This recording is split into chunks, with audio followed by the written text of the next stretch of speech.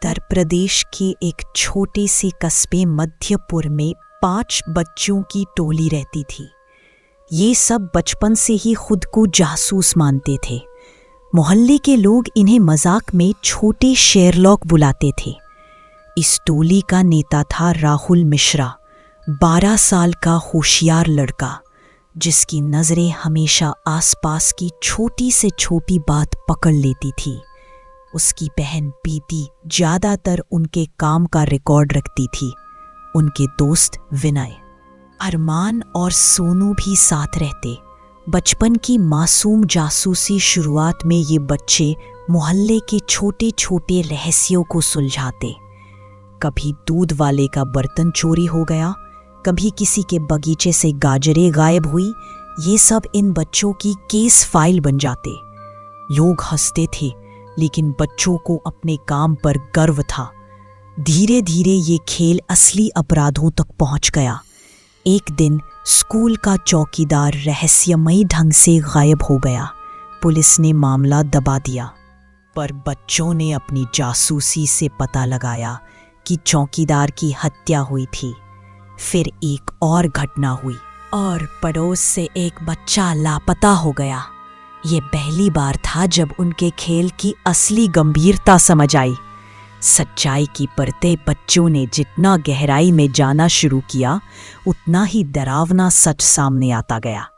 हर घटना के पीछे एक ही पैटर्न निकलता। डोरियां कभी किसी की कलाई में बंधी मिली, कभी किसी पैर से लटकती, तो कभी अपराध स्थल पर रहस्यमयी ढंग से पड़ी हुई। राहुल को लगने लगा जैसे कोई डोरियों वाला हत्यारा है, जो पूरे कस्बे को अपने अदृश्य जाल में फंसा रहा है। इसे सबने नाम दिया डोरी वाला। बढ़ता अंधेरा। जितना ये बच्चे सच्चाई के करीब जाते, उतना ही कस्बा बदलने लगता। रात को सड़कों पर अजीब सी सरसराहट होती। लोग फुसफुसाते कि मध्यपुर में कोई अदृश्य ताकत काम कर रही है। 5 दोस्त अब सिर्फ मासूम जासूस नहीं रहे थे, बल्कि साक्षी बन चुके थे उस डरावनी खेल के, जो किसी और के हाथों में था। अचानक सब खत्म। कुछ साल बीते, बच्चे बड़े हुए और टोली बिखर गई। राहुल कॉलेज चला गया, प्रीति की शादी हो गई, विनय शहर काम पर निकल गया। डोरी वाले का रहस्य अधूरा ही रह गया।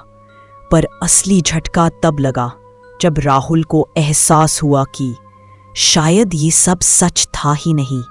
उसे लगने लगा कि मध्यपुर कस्बा, उसके दोस्त, सब कुछ उसके बचपन की कल्पना थी। आखिरी सच। और फिर एक दिन राहुल को एक अजीब निमंत्रण मिला। मध्यपुर में बने एक पुराने जर्जर फिल्म स्टूडियो में आने का। वहां जाकर उसने देखा, मंच पर कठपुतलियां टंगी थीं। हर कठपुतली की शक्ल उसके बचपन के दोस्तों जैसी थी। प्रीति, विनय, अरमान, सोनू, सब। और उन्हें हिलाने वाली थी वही डोरियां। उस पल राहुल को समझ आया कि बचपन में जो खेल वो खेलते थे, वो खेल असल में उनका खेल था ही नहीं। वे खुद ही किसी और के हाथों की कठपुतलियां थे, और असली डोरी वाला अब भी जिंदा था।